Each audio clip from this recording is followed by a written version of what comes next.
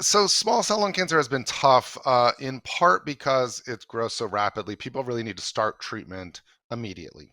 And now again, that's not true for absolutely everybody. But more commonly, people need to start their treatment quickly, and so therefore it can be a bit more challenging to go through the process of referral and enrollment to trials and such. Um, at the same time, the amount of tissue available is often quite a bit less. In that the biopsy within small cell lung cancer, there tends to be a bit more of what's called necrosis, which is dead cells, and so the amount of tissue that's really available for testing is often less. Now, a lot of the genomics type stuff that has developed and really the subtyping has in part come from genomics testing, although the way of categorizing is now from stains on the surface of the cells. But the genomics evaluation that is done, the technology on that has really advanced quite dramatically. There are still some challenges for clinical trials within small cell lung cancer, and this is where um, getting referred or being seen at one of the big academic centers that has trials available is really important. Even if you've already started treatment, I would say it's still worth finding out who has trials options in the area, because at the time of progression of the cancer, that can be when you really need that option. And so it's just good to be plugged in somewhere where you have a sense of not necessarily the specific trials, because that will change with time, but the process of it. So, what types of clinical trials are available for patients with small cell lung cancer, and what type of promise are they showing?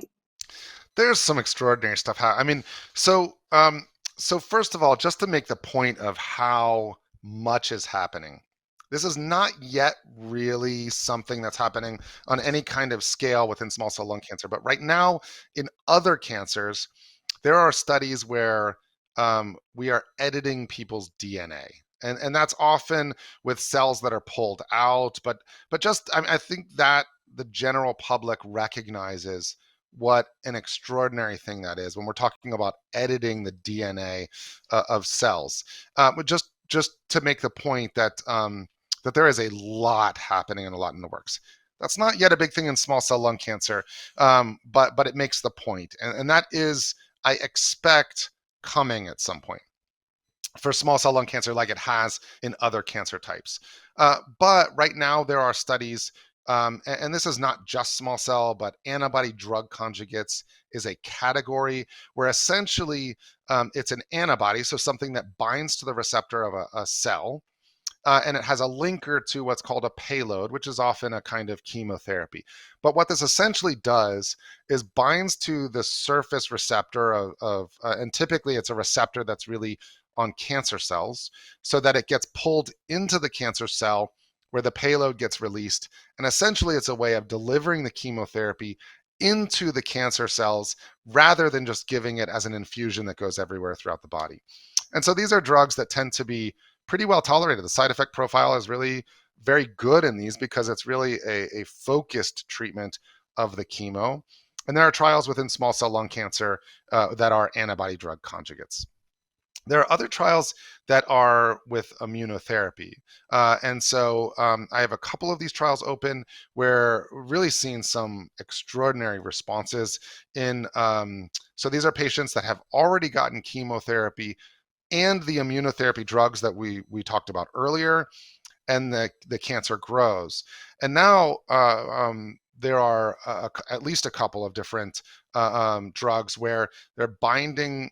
It has an antibody, so that's something that binds to the receptor of T cell, so in the immune system, and binds to the cancer cell. So it essentially pulls the cancer cell and the immune cell together and then creates that immune response. Again, then we're seeing patients that have an immune response that then fights the cancer.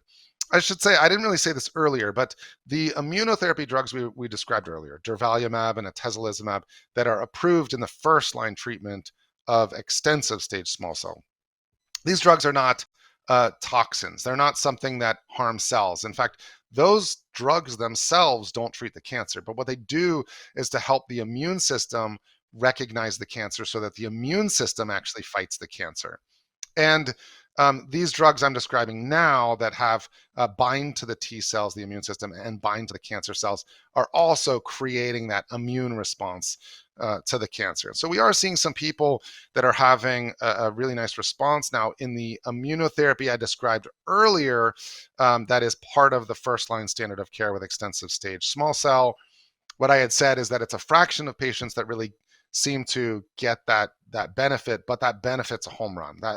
Some of these people are really having years of control of their cancer and often with minimal side effects, thankfully. That's not to say there aren't people that sometimes have more in the way of side effects, but as a broad statement, I can say often minimal side effects. But those are two different classes of drugs that we're seeing in trials. Now, but there are more. I mean, there are other pathways that are being treated.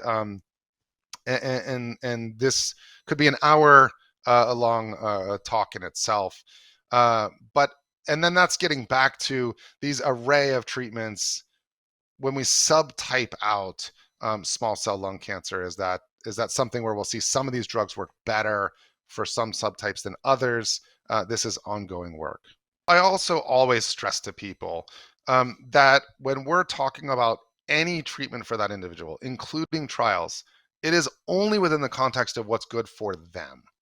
That we do not do treatment trials for people in the future. Now, sometimes there are studies where we say, oh, can we collect another tube of blood or something like that for doing studies to hopefully develop something. But when we're talking about a clinical trial, enrolling on a treatment trial, I only talk about what I think is the best option for that individual. And even on the trial, if I think for whatever reason that's no longer their best option, I will take them off the trial. Anything we do from a treatment standpoint is about what is best for that individual. We of course hope that the treatment works really well and therefore goes on to help other people, but it's not about other people. And people, I mean, for any patients watching, any treatment you get should be all about what is best for you. Similarly to some patient fears around chemotherapy or side effects from treatments, it's the same here. People are afraid of the old, sugar pill or placebo. Can you talk a little bit about how trials are run today and how that's very rarely um, the way it Yeah, works? that's such an important point. Thank you for specifically bringing that up, because that's right. I mean, just like in the beginning I talked about the preconceived ideas around cancer, the preconceived ideas around what trials means is also often very strong. And people come in with the belief that trials are done when there are no treatment options, and that trials they might just get a sugar pill, which is not even treatment. And both of those are not really the case. So in the first line, we discussed chemotherapy plus immunotherapy as being the standard of care now, and that's because of clinical trials that only recently were reported out. And this was people got randomized to get the first line chemotherapy or the chemotherapy plus the immunotherapy.